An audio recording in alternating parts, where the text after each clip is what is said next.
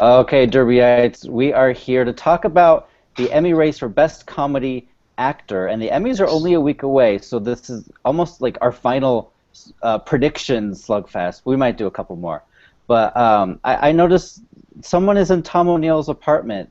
What's going on, Matt? Yes, he's up in Toronto at the moment, so I'm just looking after the place for him while he's Oh away. no. Yeah. Yeah. So yeah. That's scary. Let's have a party with all of Tom's Oscars and Golden Globes. Let's just completely Yeah. So be very careful with those. yeah, maybe maybe a bad call on Tom's part. We'll find out when he gets back. Real serious lack of judgment, but whatever. Well, this is, I mean, Rob, you kind of made a joke that this is, best tambour in a tambour category, which is really funny.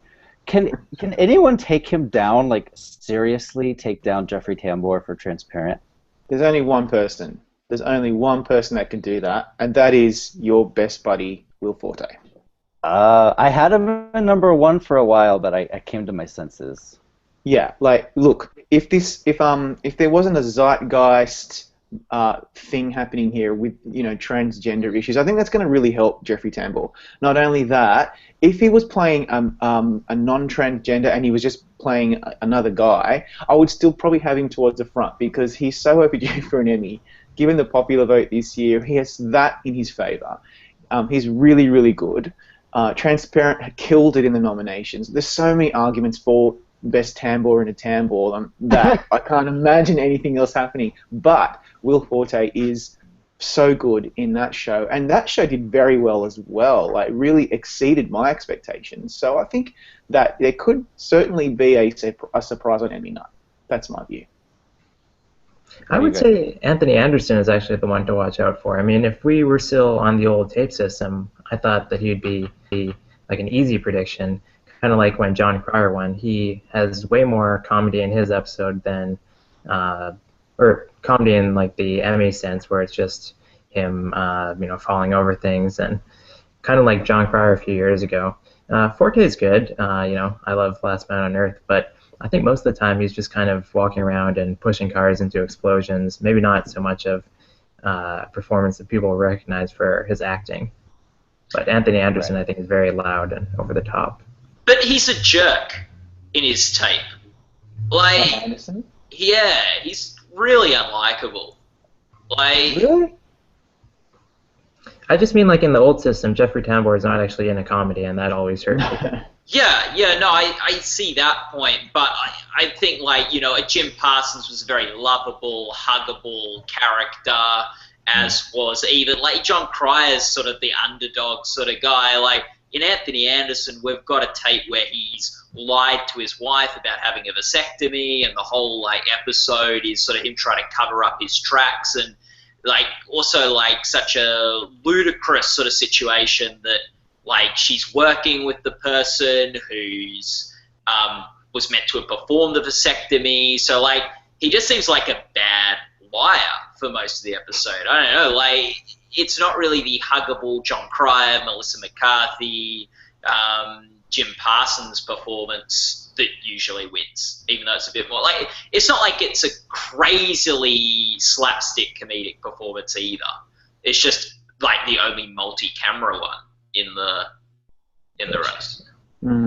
That was my first time watching Blackish. I found myself really enjoying the characters, but the narration got on my nerves right away. He's talking directly to the viewers and, like, you're a savvy viewer, so you know what's going to happen next. That really put me off. I think that's why I have him in 4th place.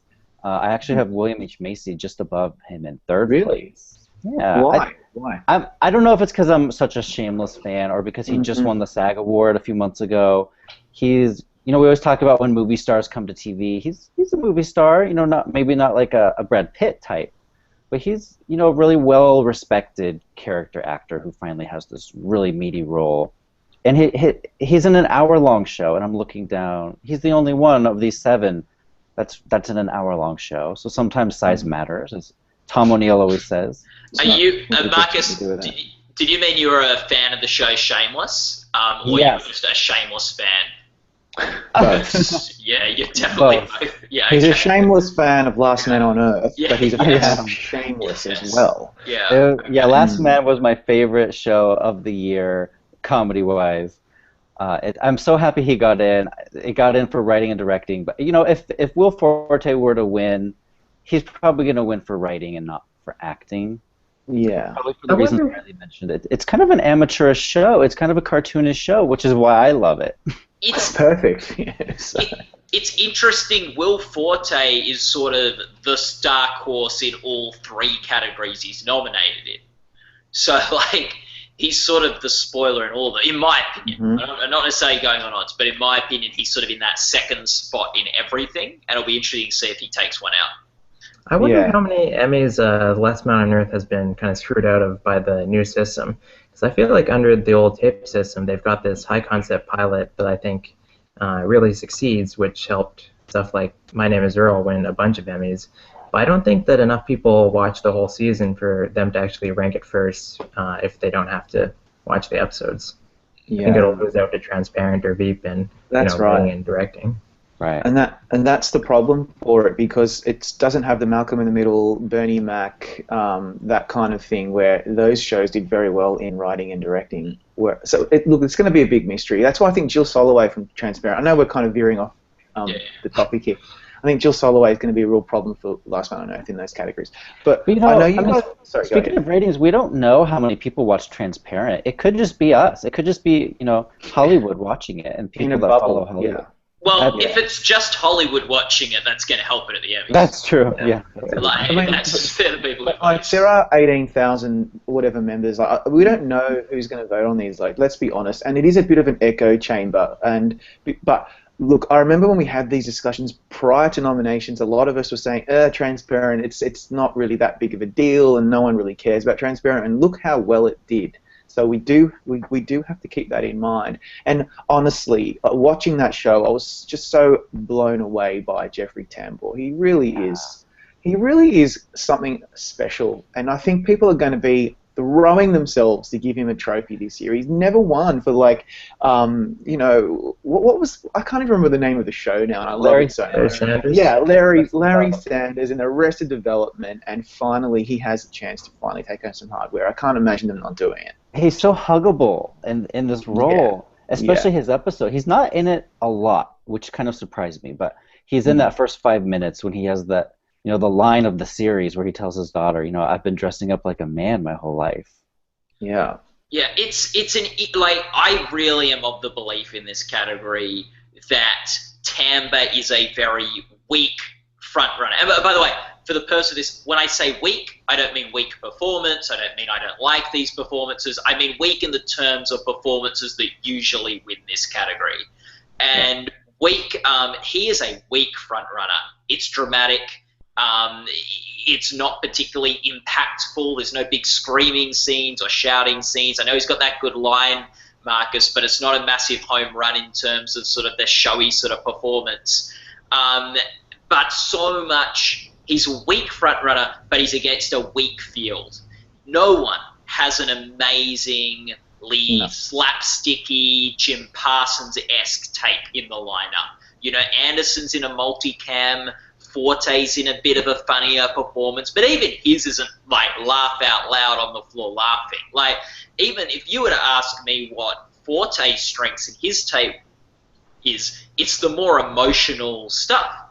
It's the more dramatic parts of Forte's tape that stands out, not the comedic parts of Forte's tape. So it's really lined up well for Tamba this year in that there isn't that obvious, likely Emmy-friendly alternative. So he might be weak, but the competition isn't strong.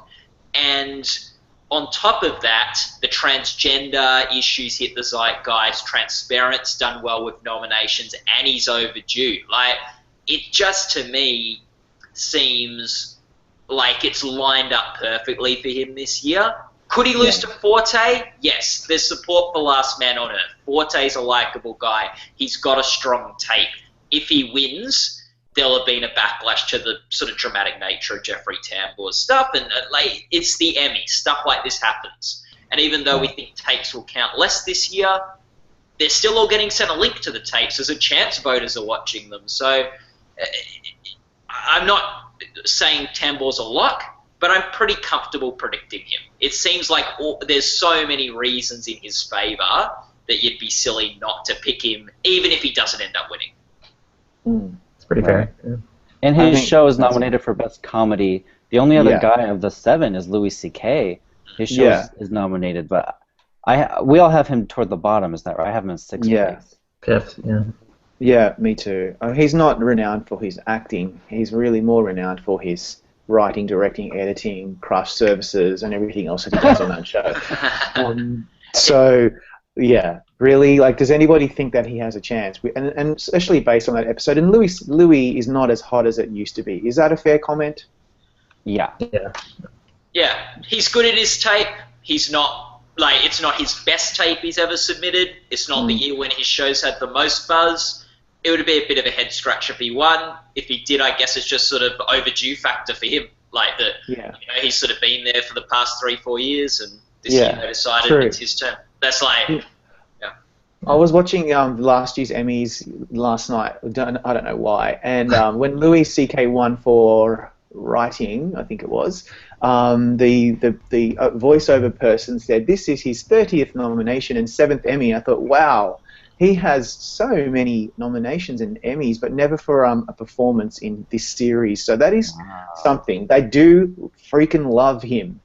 They really do. They've given him a lot of trophies and nominations. So let's not discount that. He's up to 37 this year, right? Sorry?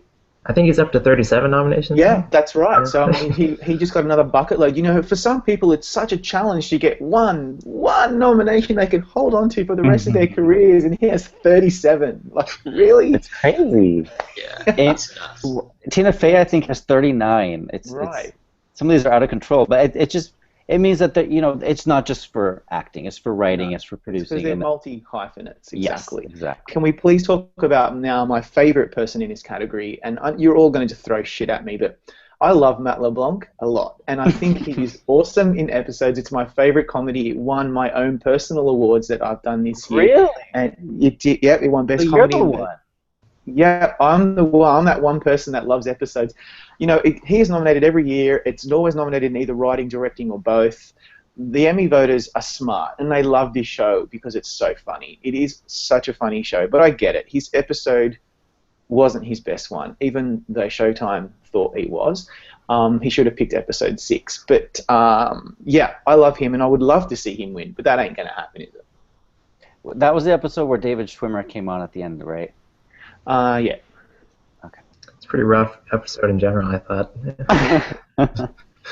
Well, Riley, you really attacked the comeback last week, so I don't know if I trust your choices in comedy. Yeah, I put Matt LeBlanc down in 7th. I've got Don Cheadle in 6th. What? The thing about Don Cheadle is he's kind of like Edie Falco on Nurse Jackie. Like, he doesn't always have the funniest submission, or actually, he never does, but he's an Oscar-nominated actor. I don't think he ever turns in a bad performance. He keeps being nominated. Yeah. Look, I think Matt LeBlanc, like, at the risk of sounding like Donald Trump talking about Jeb Bush, Matt LeBlanc's very low energy, like, on the show. It's a very laid-back performance, which isn't a bad thing. Correct. But it's not like, you look at the winners of this category, Alec Baldwin, Jim Parsons, like, Tony Shalhoub. These are high-energy. John Cryer. These are high-energy performances, and I think that's always going to be a challenge for Matt LeBlanc, who's, also playing himself to a degree, and people like Larry David and others have found that difficult as well. So I think it's always going to be a tough sell for Matt LeBlanc. In his favour, he's funny. Like, it's a funny-ish, like, it's funny performance. Again, not a bit like Anthony Anderson, or a bit like Will Forte, where it's not, you're rolling on the floor laughing with everything he does. Like, but it's a funny performance. It's clearly a comedy in a category where we've got the front runner in arguably a drama. Right. Plus Shameless and Louis and House of Lies are all dramedies as well. Yeah. Pretty much. Yeah, like I'm amazed that Don Cheadle continues to be nominated, and that's no disrespect to him. I think he's really wonderful, and I don't watch that show anymore. I used to, and so I get why people still love him. But it's it's not a very it's not that show is not a big show. It's on Showtime, and yet he still manages to make it in. And this has got 7 nominees, which means there was a tie. It could have been him, but it's impressive that he keeps making it for each year that he's been eligible. I just can't imagine him winning this. He beat out Jim Parsons. And look, Don Cheadle, like, and I don't want this to, like, I do feel like all roads lead to Tambor, and we can talk about the pros and everyone, but like the pro for Don Cheadle is that he is someone who has he's someone who is a very respected actor. You would imagine by getting rid of, like, having more of a popular, broader vote, that would help him rather than hurt him in this stage. The problem, and there is sort of like look at all the history this year of African Americans in the drama lead actress category, maybe breaking through for the first time. The sort of controversy on the back of the Oscars about a lack of African American sort of things like I don't know. I don't think House of Lies is a show that isn't on the Emmy radar enough for him to win though. I just think like the show name's gonna hurt him. Yeah. Did you say the show name? House of Lies. Oh. They're going to think, they're going to think, was he in the White House, and was he like Robin Wright's trusted confidant? They're not going to be sure exactly what the hell they're voting for. How about the title of his episode? It's a box inside a box inside a box, dipshit. Yeah, good one. It's a really good title. That will help him. Yeah, that will probably help him. The only person we haven't really talked about then is William H. Macy, who Marcus is shamelessly in love with that show. Yeah. I think, Matt, you like it too. I'm not sure about you, Riley. I really, really dislike that show immensely. And no disrespect to them, I just can't stand it. And every time I have these Emmy things, I'm like, oh, great, now I've got to watch Shameless again. It's just not my bag. But he's excellent, and I love him as an actor, and he'll be sitting next to Felicity Huffman, also a nominee for American Crime, so it's going to be really cool to see them in the audience, and he could certainly, easily win this, if not for Jeffrey Tambor. So yeah, he just won SAG, but I think next year Tambor will be able to beat him. So I don't know if that's really a pro for him. He's got. You said Marcus earlier that he's got a longer tape, which in some ways that does make him stand out from the crowd. He's got twice as much stuff to watch in an Emmy world where you're gonna have much fewer people in comedy categories with hour-long tapes. Like that's just not going to be much more of a rarity with the new rules. But part of me's wondering, we're broadening the voting, where you've now got Emmy voters now are able to vote in all acting categories, whether having a longer tape is really going to be a detriment. Because they're either not going to be watching the tapes, or they're going to be trying to watch the tapes. And you're going to be trying to churn through a category, and then you get to William H. Macy's, you click on the link, and you go, oh my gosh, I've got like, a whole 40 minutes to watch now, then I've got 3 more tapes or 2 more tapes in this category I need to watch. I just wonder if the long tapes are now going to backfire more than they're going to help you moving forward in the Emmy world. Mm-hmm. And usually Macy's submits the episodes where he's really drunk and drugged up. This one, it's kind of like a hangover spoof, right? Because he didn't do drugs in this one, but we see the results from last night's escapades, which I guess it's a new strategy, because being drunk hasn't helped him win before, so maybe not being drunk will help him this time. Yeah. Did you guys see in the middle of the episode when there's that montage of Emmy Rossum, hanging out with their future husband, and then at one point they turn on the TV and decide to watch some reruns of ER? Huh? That's fun. I didn't notice that. I hadn't noticed that part. That's cool. John Wells. Yeah. Sometimes I skip ahead. If the nominee is not in the scene, sometimes I skip it. Uh-huh. Yeah, absolutely. Otherwise, I would still be there watching them. Yeah. All right. Well, it looks like this really is best Tambor in a Tambor, right? Best Tambor, yeah. Yeah. The only thing that could make this exciting is if Jim Parsons came out to present the award. That would give it some excitement a little bit. Yeah. Yeah. Sure. Yeah. Maybe. You can tell we're all just completely busting out of our skin. Hey, we tried to make this exciting, but this is one of the locks of the night, I think. Famous last words, right? He Yeah, will surprisingly lose TCA. with the new voting system, I wouldn't call much a lock this year, and there's a case we made for Forte, but I think I'm pretty comfortable. I'm not worried about changing the prediction in this category or anything. I'm pretty comfortable with Tampa. Right. All right, let's leave it at that. Yeah, thanks everyone for watching. We will see you for a couple more Slugfests, I think, coming up. The Emmys are going to be on Sunday the 20th. We can't wait to see who wins.